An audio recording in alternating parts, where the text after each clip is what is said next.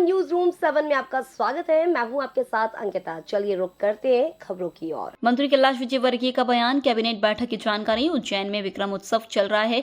12, 13, 14 अप्रैल को दिल्ली में सम्राट विक्रमादित्य पर महानाट्य आयोजित होगा। एक समय उज्जैन कालगणना का केंद्र रहा है।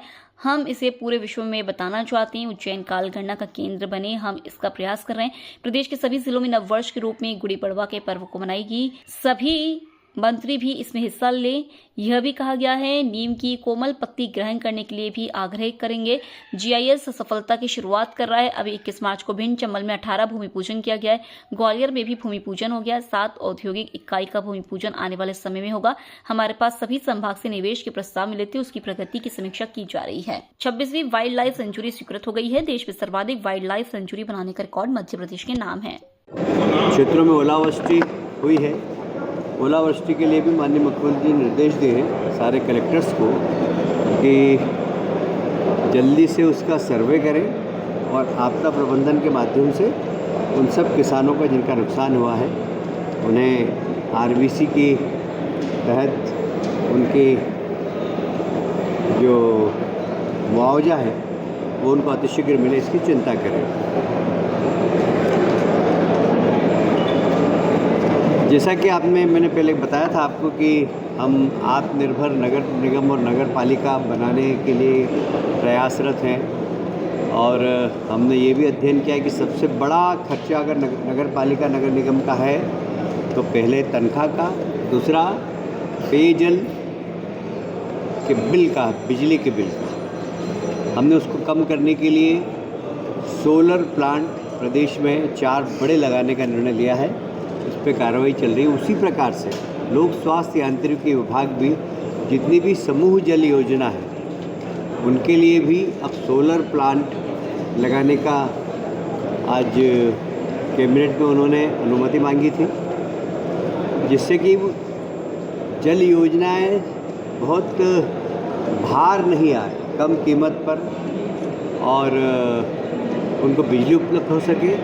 यदि सरप्लस बिजली हो तो वो विद्युत मंडल खरीद सके, तो मतलब बिजली बेचने वाला भी समूह योजना हो सके।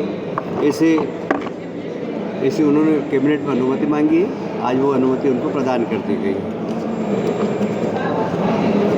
एक बहुत ही अच्छा निर्णय और हुआ है। आप सभी जानते हैं कि हमारा जो खजुराहो है वो यूनेस्को में वर्ल्ड हेरिटेज की सूची में है।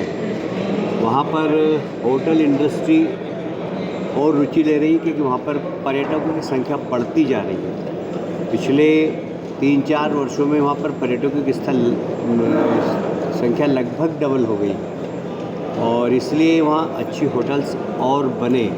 वहाँ पहले से ही राजगढ़ कोठी ओबेरॉय ग्रुप के पास थी। ओबेरॉय ग्रुप आप जानते हैं कि देश का सबसे प्रतिष्ठित होटल व्यवसाय में से एक है। उन्होंने राजगढ़ कोठी को बिल्कुल हेरिटेज कोठी के रूप में, होटल के रूप में बनाया है, पर उन्होंने इससे लगी हुई ज़मीन 19 एकड़ की मांगी है, जहां वो वेलनेस सेंटर डालना चाहते हैं, एक वर्ल्ड क्लास फैसिलिटी देना चाहते हैं, जिससे कि खजुराहो और ज़्यादा आकर्षण का केंद्र बने। आज शासकीय मूल्य पर 19 एकड़ जमीन, लगभग 19 एकड़ ज़मीन है, वो ओबेरॉय समूह को देने का निर्णय लिया है। मैं समझता हूँ कि भारतीय जनता पार्टी की सरकार मध्य प्रदेश की संवेदनशील सरकार है। कोई भी समस्या आए उसके पहले सूचना प्रारंभ कर देती है। आज की कैबिनेट में हमने माननीय मुख्यमंत्री जी ने जिस तरीके से आने वाले गर्मी उससे उत्पन्न हो सकती जो समस्याएं, उसके ऊपर सबको सावधान रहने के निर्देश दिए हैं। इतना ही आज कैबिनेट में हुआ है। बाकी अगर आप कोई पूछना चाहें वैसे फिलहाल इस बुलेटिन में इतना ही। आप बने रहिए न्यूज रूम 7 के साथ। नमस्कार।